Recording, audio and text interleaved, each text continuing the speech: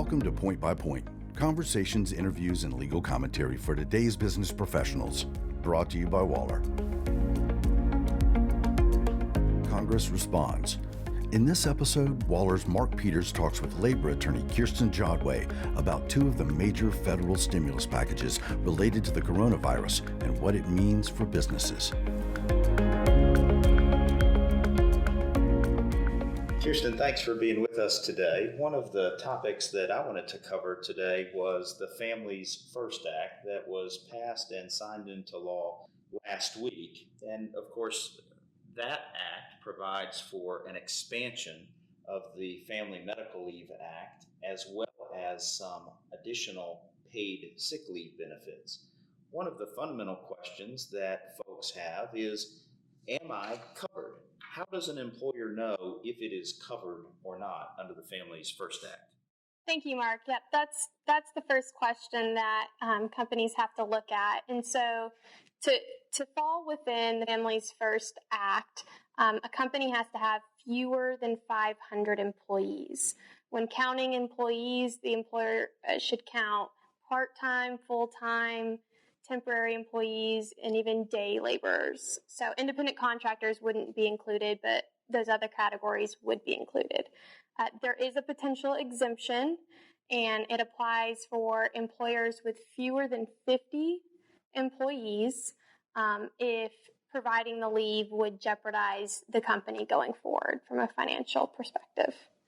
On that point, Kierstin, how does a company know, or how would a company document, or how would a company let the Department of Labor, which is the federal agency responsible for enforcing this act, that they believe they fall within that 50 employee exemption?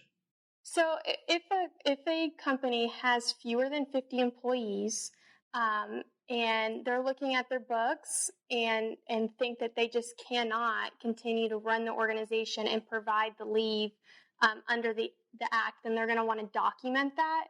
But at this point, based on the information we have from the Department of Labor, which is in charge of enforcing the Families First Act, they've asked that employers just document that and the reasons why they think they fall within the exception, but not provide any information quite yet to the DOL. Kierstin, the act was passed by Congress now a little over a week ago, or about a week ago. When does the act become effective? And if an employer had provided leave and benefits like those set forth or required by the act prior to the effective date, do they have to do it again after the act becomes effective? So the answer to your first question is April 1st, 2020. That's when the act takes effect. Originally, in the text of the act, it said it would take effect no later than April 2nd, but we now know, based on guidance we received from the Department of Labor, that it takes effect April 1st. For your second question, the answer is yes. Anything that an employer is doing right now is not going to count towards the requirements under the Families First Act. So it's not retroactive, in other words. That's exactly right. All right, so I'm an employer and I've got fewer than 500 but more than 50 employees. What benefits are my employees entitled to now that are different from the benefits prior to the enactment and the effective date of the act? In other words, what am I going to be on the hook for paying that I wasn't before? There are two separate provisions within the Families First Act. First, you have the Emergency Paid Sick Leave Act. What that provides is 80 hours, up to 80 hours of emergency paid sick leave to an employee who's not able to come to work because of some COVID-19 related reason. For example, some of the qualifying reasons would be if they're under a self-quarantine or stay-at-home, shelter-in-place order at either federal, state, or local level. Another reason would be if they have been diagnosed with COVID-19 or if the employee thinks they have COVID-19 and is seeking a medical diagnosis. Another reason would be if they have a child and their child is at home because the school is closed and so they can't come to work or telework. If they qualify under one of those listed reasons, then the employee can get up to 80 hours of paid leave. The second part of the Families First Act is an expansion of the Family and Medical Leave Act. And what it does is provides up to 10 additional weeks, so 12 weeks in total, for employees, and those additional 10 weeks are just available for employees who have a child who's unable to go to school, and therefore the employee is prevented from working or teleworking. So let me ask you a question on one of the points you mentioned, and I want to make sure I'm clear about this. If there's an executive order that requires employees to stay away from work, those folks are not entitled to paid leave, correct? Not necessarily. The way that the act is written is it would have to be an employee cannot work or telework in order to be entitled to the leave. Kirsten, if I'm a covered employer and one of my employees is eligible for leave under the Families First Act, how do I know how much I'm supposed to pay them? Yeah, so it depends. There's different pay requirements for different types of leave.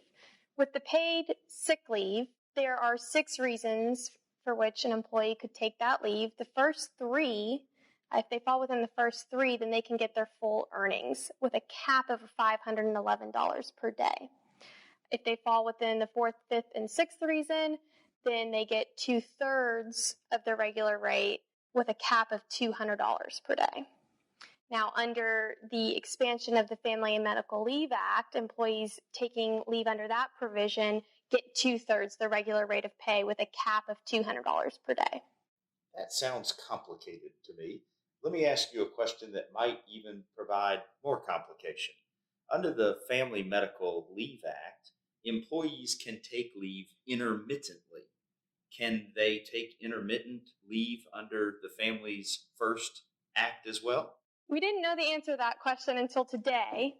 The DOL, the Department of Labor, just expanded on their frequently asked questions resource on their website. Basically, what they said is yes, under certain circumstances, because you can imagine you wouldn't want someone who's taking leave because they think they have COVID-19 coming to work on an intermittent basis. But under the expansion of the Family and Medical Leave Act, you have an employee who's out because they're trying to care for their child. The DOL has said yes, an employee could take that leave intermittently. For example, they could work Monday, Wednesday, Friday, but ask to take that leave on Tuesday, Thursday. What if somebody has already taken their 12 weeks of leave under the Family Medical Leave Act? Do they get additional leave under the Families First Act? That is a question that we have not received an answer to by the DOL. We're hoping to get some regulations that expand and cover that next week. This sounds like an expensive proposition for employers. Does the Families First Act provide any type of relief from the government for the payments made or required to be made under the Families First Act? Yes, the government has recognized that this is going to be expensive for employers potentially. And so what it has said, the DOL has said, is that employers can take an immediate tax offset. In other words, whenever they withhold that Social Security tax from wages, instead of depositing it with the IRS, the employer can use that money and hold on to it to offset against the leave provided under the Families First Act. How do employees know about the Families First Act other than by reading it in the news and on the internet? Is there any requirement that companies post a notice? There is. The DOL has posted a model poster, and employers are required to post it in a conspicuous location on site. Now, given that a large part of the workforce nationwide is working remotely, the DOL has also asked that employers either mail or email that poster to their employees. What happens if I'm a business and I decide, gosh, I don't think I can afford this? And I've already furloughed or laid off some employees prior to the effective date of the act. Are those employees who have either been furloughed or laid off on a temporary basis, are they eligible for benefits under the Act as well? No, and that was directly addressed today by the DOL in their expanded FAQ. And why not? So the Act does not apply retroactively, so anyone who's laid off between now and April 1st is not going to be eligible for the leave.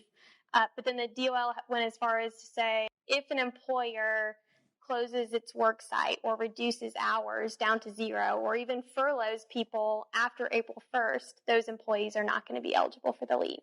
Let me change gears a little bit because as I understand under the Families First Act, there are potential exemptions not only for small businesses, but businesses are allowed to designate certain employees as healthcare providers or emergency responders. Is there any definition yet for either of those terms? Yes. So the Act incorporates the FMLA's definition of healthcare provider, which is going to include podiatrists, dentists, clinical psychologists, optometrists, chiropractors, nurse practitioners, clinical social workers, and other healthcare providers. So under the definitions, it's a pretty narrow scope of employees at this point in time. It doesn't include, for example, or it might not include, for example, under the definition, nurses or other people who are on the front lines of this epidemic. Is there some move to try to expand that definition? Yes, there is. And do I understand correctly that there have been a number of trade organizations that have been sending requests to the Department of Labor and in particular Secretary Scalia asking for that interpretation to be expanded? Yep, that's what we're seeing, and we expect to have some updated information on that topic in the coming weeks. Kierstin, just a few minutes ago, President Trump signed the CARES Act bill into law. Is there any interaction? Should employers be thinking about how the CARES Act interacts with the Families First Act? Sure. So I think what the government has realized is with the passage of the Families First Act, which was aimed at helping employees who are struggling to go to work because of COVID-19, what happened as a result is employers were looking at their books and considering making large layoffs in order to stay profitable and survive this period of time.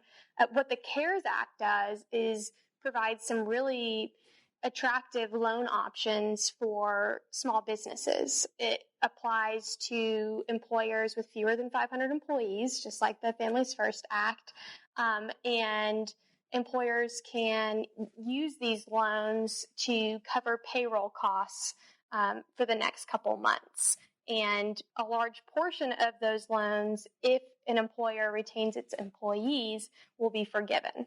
Kierstin, I really appreciate you taking the time to talk with us today and look forward to our next podcast.